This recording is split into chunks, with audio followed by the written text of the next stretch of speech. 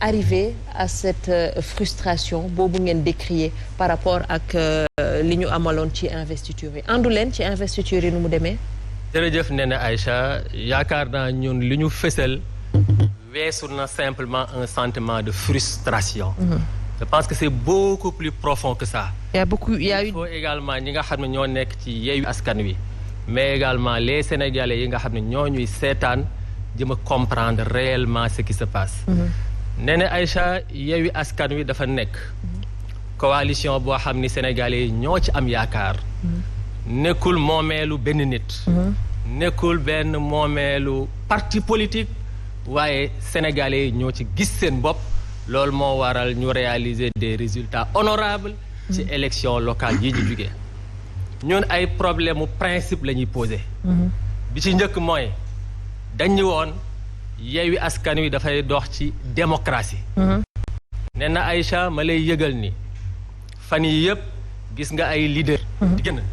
di def ay conférence de presse di même annoncer ay manifestations. te décision yooyu amul benn organe bu Yewwi Askan Wi boo xam ni moom moo ko décidé donc loolu posé problème mu démocratie beneen bi également mooy bi ñuy wax ci investiture yi leader yi. dañu jëloon engagement ni investiture yi dafay lalu ci ay critères lan mooy critère bokk na ci compétence bokk ci représentativité su ma waxee compétence dafa nekk lu am solo ndax 1960 ba léegi Sénégal yi li ñu constaté mooy assemblée nationale dañ ko jàppe simplement benn chambre d'enregistrement des décisions du pouvoir exécutif. Oui. dañu jàpp ni ñun assemblée nationale kat. dafa war a nekk le réceptacle des doléances populaires. d'accord coono askan wi foofu lañ ko war a jooyee donc critère compétence ñu d'accord ci. deuxième critère wax naa ko mooy représentativité bu ñu nee représentativité mooy ñi nga xam ne ñoom la ñuy investir il faudrait que ñu wane une certaine capacité à faire gagner la liste man ay fee laay wax. critère représentativité moom lañ teg Dakar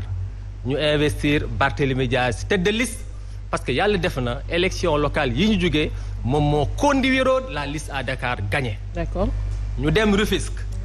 docteur Oumar Cissé le maire de la ville moo jiite woon également la coalition dem gagné moom lañ tegaat.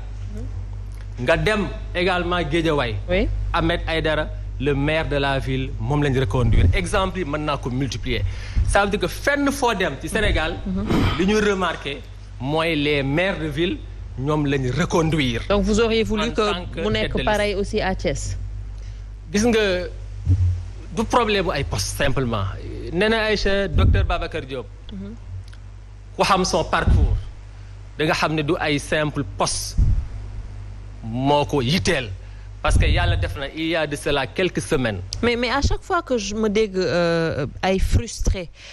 di wax c'est le même discours du question de poste moom moo tax ñuy wax wala du question de poste moom moo tax ñu mer peut-être question de nuñ ko defee question de kii moo décidé à la place de diw mais au fond est-ce que du problème mu poste concrètement. parce que est-ce que soo amoon ñoo xamante ne dañ leen teg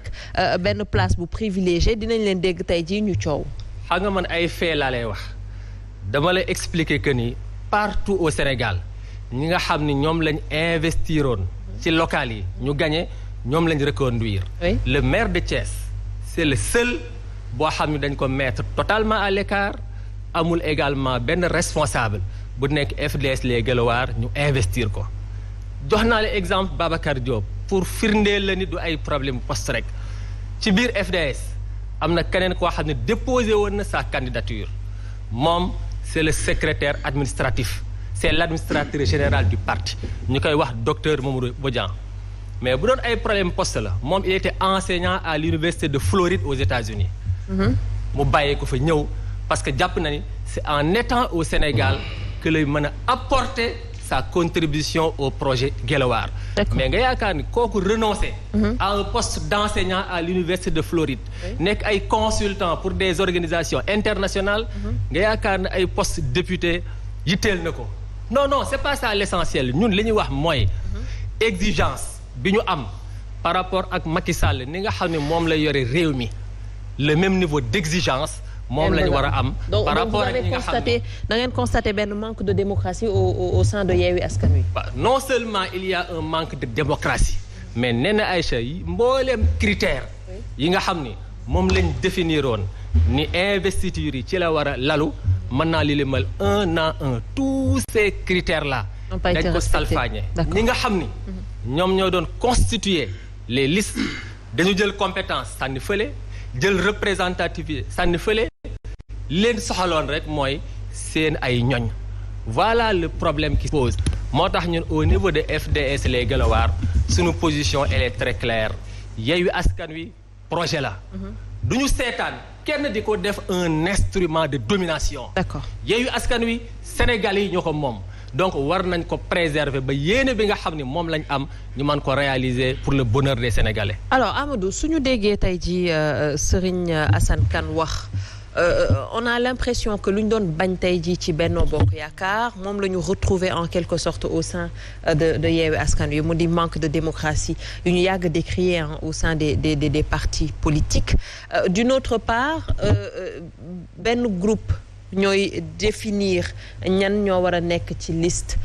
sur ces listes pour dem fële ca pour dem élection législative alors loolu déjà ban réponse ngay apporter à Assane tey jii par rapport à ces préoccupations. waaw jërëjëf Néné Aïcha mënuma indi benn réponse bu spécifique ci kaawu FDS parce que beaucoup de leaders ñoo génn mettitlu fustiger ñi nga xam ni jëluñu leen wala investiruñu leen ci liste yi xam nga problème mu législative yi dafa compliqué par rapport ak élection locale parce que y avait plus de 557 communes donc forcément y avait de plus de possibilités d'investir alors que élection locale yi y avait énormément de leaders pour très peu de postes disponibles il s'y ajoute que parité bi dafay ñëw boo xoolee quand même il faut le constater que leader politique Sénégal ñi ci nekk jigéen bëriwul donc devant l'histoire de la parité il se trouve que matériellement impossible nga investir ñëpp ñoo xam ni leader lañ dans sur poste yoo xamante ni kuñ ci yóbbu dinañ la fal donc ça c'est une première difficulté qu'il faut noter il y a très peu de postes parce que 165 députés kese la et il y a beaucoup de leaders koo xam ni ils veulent tous être peut-être ci des postes yu éligibles li ma bëgg a wax foofu rek mooy man j'accepte ku nekk li la metti nga exprimer ko kooku c'est de bonne guerre et c'est normal que coalition foo ko fekk bu day bëri ay membres donc ay intérêts divergents forcément foog mu am ay ñagas-ñagas xëy na yenn termes yi étaient un peu excessifs ndax jàpp ni quand même une coalition xam nga dafa mel ni ab mafia peut-être mais nit ki bu meree aussi da nga koy bàyyi mu exprimer li ko metti nga nangul ko aussi parce que mais est-ce que c'est pas le fait que ñu indexer ces trois têtes de liste yi décidé moom moo tax ñu jàppee ne que c'est comme une mafia. xam nga Yewwi Askan Wi principe bi muy demee mooy tous les leaders ak tous les partis même mouvement sont d'égale dignité dégg nga jàpp ñu ni am na koo xamante ni moo fa ëpp doole wala moo fa ëpp représentativité autrement yow tu as la possibilité nga génn foofu ndax bi ngay dugg da ngaa dugg sur des critères clairs que ñi dugg fii ñëpp ñoom ñoo nekk d'égale dignité xëy na tamit à l'intérieur de Yewwi Askan Wi am na ñu décidé woon ni dañuy jël benn leader wóolu ko ni ko defal investiture yi ñoom ñoo ko décidé xëy na waxuma nam defee investiture yi resté na les vœux de tous les partis ak yooyu. Apparemment non. Néanmoins ce qui est important te ñu wax ko je pense que ñu rappeler ko dans le propos mooy Yewwi Askan Wi c'est un projet porté par les Sénégalais c'est pas une affaire de parti politique ou de personnalité politique li ma ci mën a wax rek mooy la situation est difficile mënoo ñëw koo xam ne dafa mer di ko exprimer nga ñëw naan non li muy exprimer jaaduwul ak yooyu man je préfère respecter ñi nga xam ne exprimer nañ seen divergence ak seen mécontentement di ko regretter dans le sens où bu doon sama sago xëy na leader yi nga xam ne ñu ngi contester ñu jël seen place parce que le but même pour Yewwi Askan Wi c'est pas d'investir ñoo xamante ni mënuñu leen a gagner dans l'absolu